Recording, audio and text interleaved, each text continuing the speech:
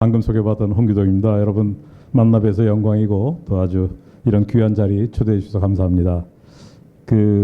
오늘 우리 송기웅 원장님께서 두 가지 부탁했습니다. 담론을 어떻게 생각하느냐 하는 것을 좀 말씀해 달라 했고, 또 국제 정세, 특히 북한 문제까지 한번 좀 짧은 시간이지만 제 생각을 좀 말씀드리겠습니다.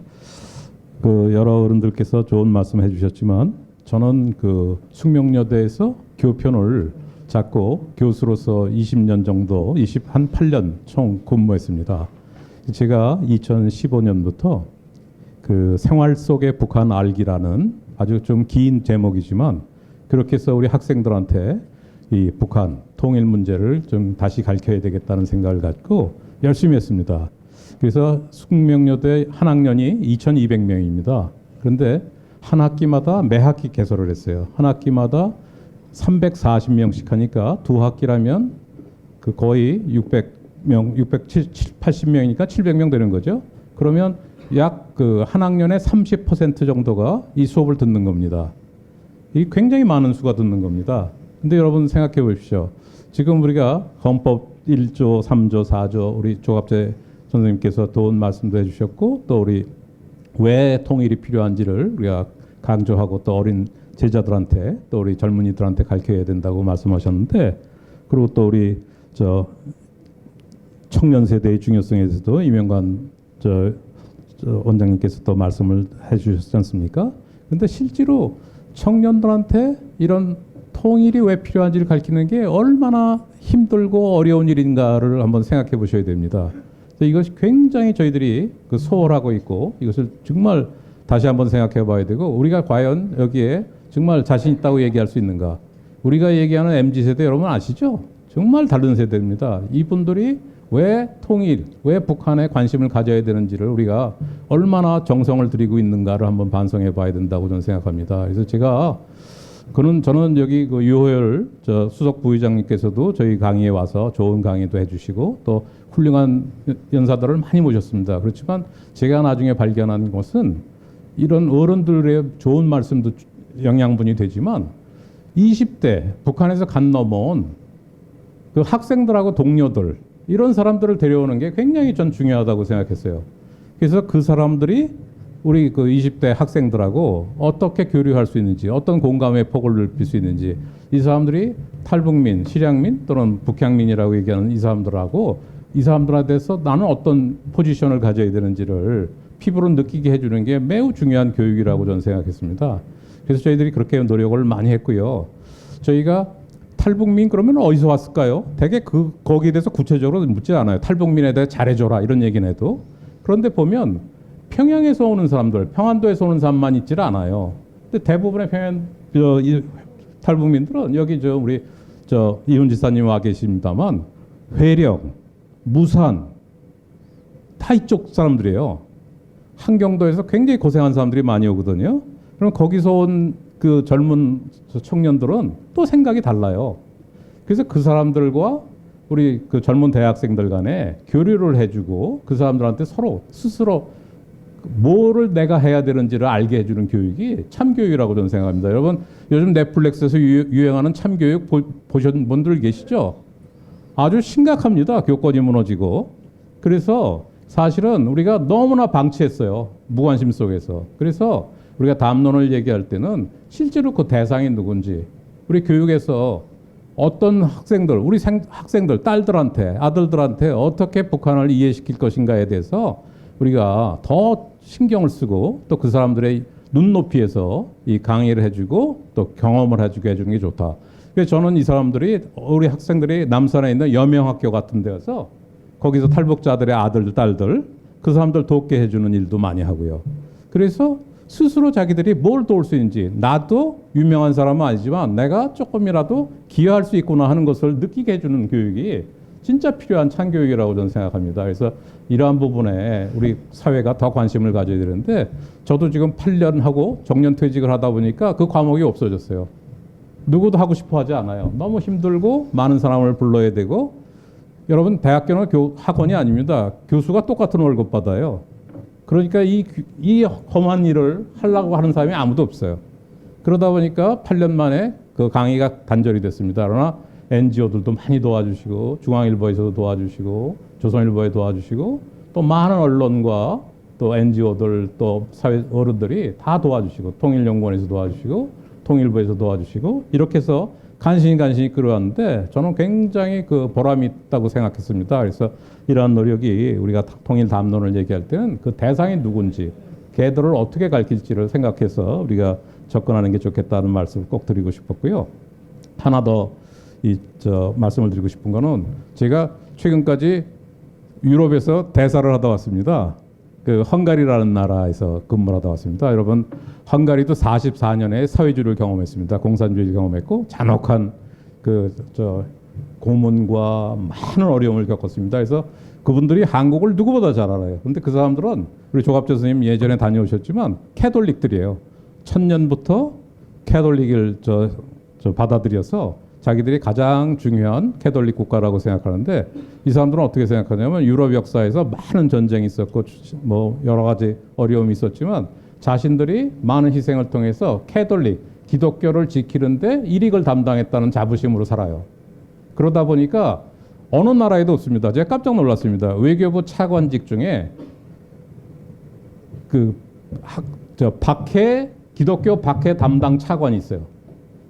깜짝 놀랐습니다. 기독교 박해 담당 차관이. 그래서 제가 그 양반하고 얘기를 다 듣고서 자기들이 가난한 유럽의 중부 조그만 국가다 보니까 예산이 많지 않아요. 그래서 결국은 우리로 치면 한 300만 불 정도밖에 되지 않는 예산인데 기독교 박해 차관이 뭐 하는 줄 아십니까? 어느 나라에서 교회가 무너지면 제일 먼저 달려가서 교회를 복원해 주는 일을 합니다. 그래서 제가 느꼈어요. 여기다가는 탈북민 얘기, 북한 인권 얘기해야 소용이 없겠구나. 그래서 제가 기독교 신도들이 북한에서 얼마나 신앙심을 유지하지 못하는지를 얘기했어요. 그랬더니 이 사람이 바로 알아들어요. 그러더니 자기가 해줄 수는 없지만 또 북한에 있는 지화교회라는 게 있는지를 자기는 하나도 몰랐대요. 그러더니 이 차관이 하는 얘기가 혹시라도 한국 정부에서 탈북자들을 헝가리에 보내주면 자기들이 교육은 책임지겠다. 그래서 제가 거기 탈북 피아니스트 한 사람을 청진음악원 나온 사람을 연결했다가 제가 이제 임기가 다 돼서 돌아왔습니다. 그래서 바로 이런 측면에서 보면 우리가 유럽이란 나라를 우리가 어떻게 한번 접근해야 되는지인데 제가 오늘 국제정세관에서 한 가지 말씀을 드리면 여러분 지금 이란 전쟁 19일 날 좋은 소식 들리지 않습니까? 여러분 더 다행이라고 생각하시죠? 2026년이 어떤 해입니까? 여러분 2차 대전 이후에 가장 무력 충돌과 전쟁이 많이 난 해예요. 우리는 이란만 보고 있죠? 여러분 이란만 있는 게 아니에요. 지금 31개 국가에서 61개의 그것도 5월 통계니까 지금 더 지났을 겁니다. 61개의 무력 분쟁이 일어났어요. 여러분 제일 잘 아는 캄보디아, 태국도 분쟁이 일어났고요. 파키스탄, 인도도 분쟁이 일어났고 아제르바이잔도 분쟁이 일어났고 우리하고 가까운 르완다고 민주 콩고 공화국도 분쟁이 일어났어요. 세계 도처에서 일어나요 지금. 여러분 이런 나라에 우리가 살고 이런 시대에 살고 있어요. 그러면 31개 국가에서 61개 전쟁이 지금 여러분 2차 대전 이후에 제일 많이 나는 이 가장 위험한 26년인데 우리가 이거를 아무렇지도 않게 평화만 계속 되기라고 바라는 거 저도 그렇게 바라요. 그렇지만 그렇게 될 수만 있는 건 아니잖아요. 그렇다면 우리가 어떻게 여기에 대처할 것인가? 여러분 베제티우스라는 로마의 유명한 장군이 시비스 파셈 파라벨룸 평화를 원한다면 전쟁에 대한 준비도 갖춰라고 얘기했어요. 이거는 우리가 극단주의 또는 무력 분쟁 서로 적대감을 가지라는 얘기가 아니에요. 항상 안전을 위해서 우리가 할 수 있는 일을 최대한 우리가 준비를 하라는 얘기죠.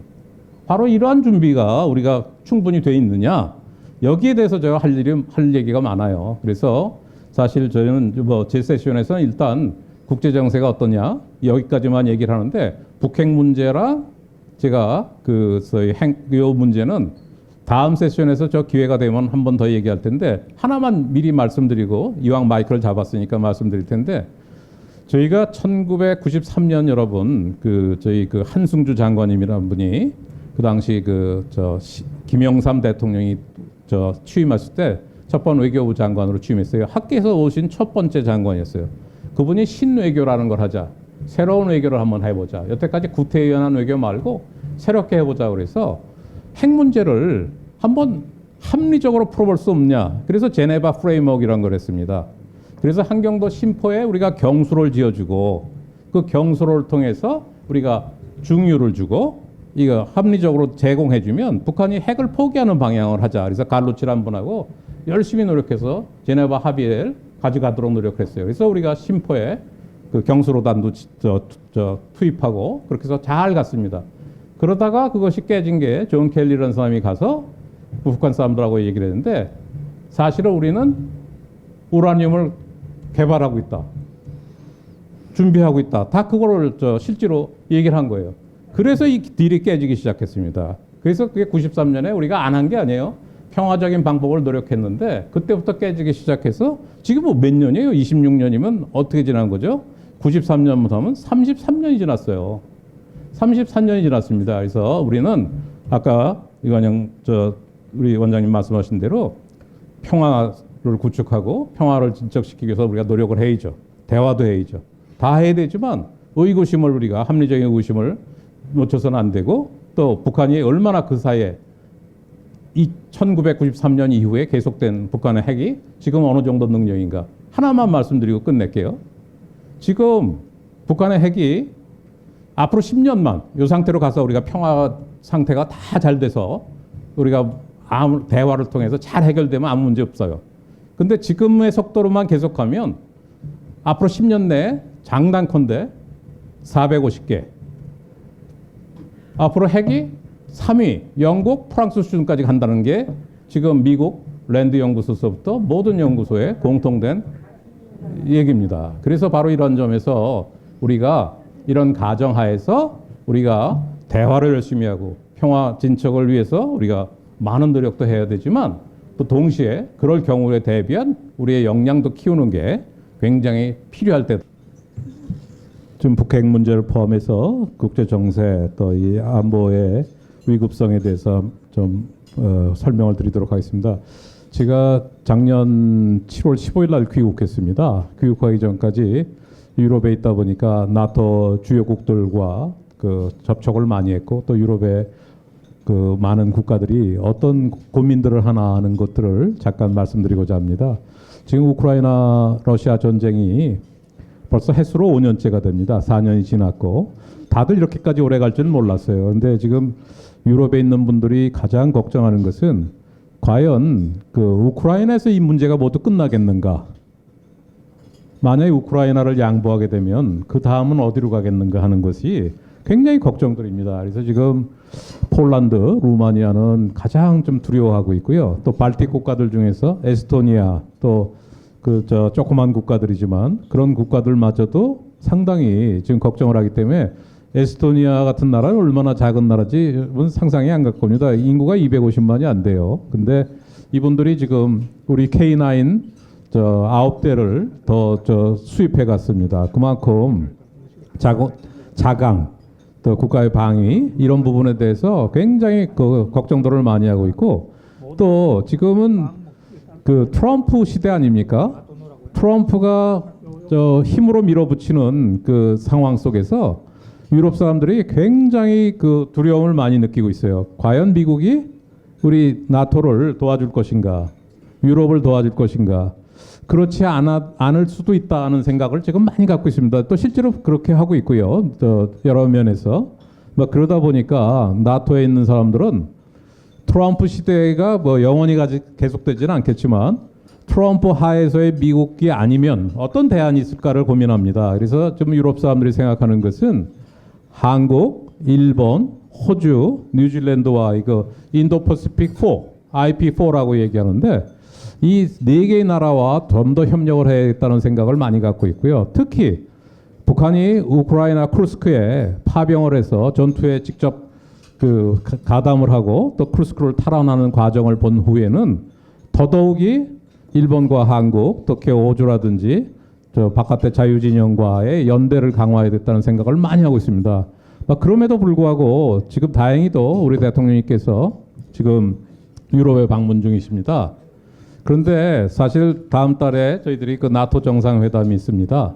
근데 첫 번째 정상회담에는 저희들 그 뭐 저 시국이 어수선하고 또 대통령님 또 취임해서 얼마 안 됐기 때문에 나토 정상회담에 참석하실 수가 없었고 다행히 일본도 못 가셨고 또 호주도 못 갔습니다. 그래서 그게 상관이 없었는데 이번에는 좀 꼭 좀 가셨으면 좋겠어요. 왜냐하면 아까 제가 말씀드렸지만 나토의 전반적인 분위기는 러시아의 위협에 대해서 우리 스스로가 그 방위비도 이제는 3%더 이상 올려서 5%까지도 얘기가 나오지 않습니까? 그래서 독일을 중심으로 많은 국가들이 자강에 대해서 좀 더 생각을 하고 있고 또 외연을 넓혀서 인도 태평양 또는 동아시아에 있는 일본이나 한국하고 협력을 더 구가해야겠다는 강화해야겠다는 생각을 가지고 있습니다. 그래서 아까 우리 이명관 교수님께서도 이 다자주의가 굉장히 중요하다고 말씀을 하셨기 때문에 저희들이 억제도 중요하고 또 평화적인 문제 해결을 위해서 우리 대통령께서도 이번에 레오 14세를 또 방문하셔서 그 좋은 말씀을 또 하고 오신 거 아닙니까? 이런 여러 가지 양면적 접촉이지만 그렇다고 해서 우리가 북한이 이걸 두려워할까 봐 우리가 그 평화공전이라고 얘기를 했는데 얼마 전에 북한 외무성에서 지난 10일 날 아주 날카로운 비판을 하지 않습니까? 우리가 평화의 가면을 벗어던졌다.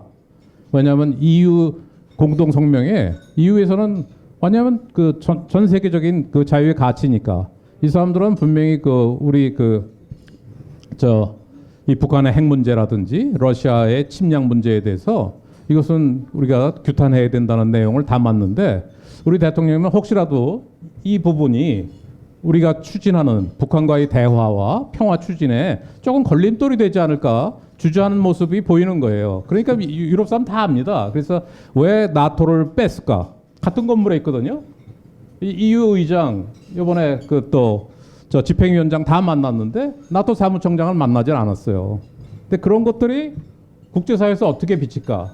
한국은 자기들이 기대한 만큼 특히 러시아의 파병, 그 우크라이나 파병의 당사국인 또 한국 입장에서는 이런 문제에서 좀 더 여러 면에서 한국과 EU 또는 나토가 합동을 해서 저희 그 협력을 해서 이 문제에 대해서 정확한 우리의 그 자유민주주의에 대한 질서에 대한 가치를 지켜주기를 바라는데 그런 부분에 있어서 저희가 조금 신호를 잘못 보내는 거 또는 너무 미약하게 보내면 그것이 오히려 우리가 생각하는 대로 그러면 북한은 이렇게까지 우리가 애썼으니까 앞으로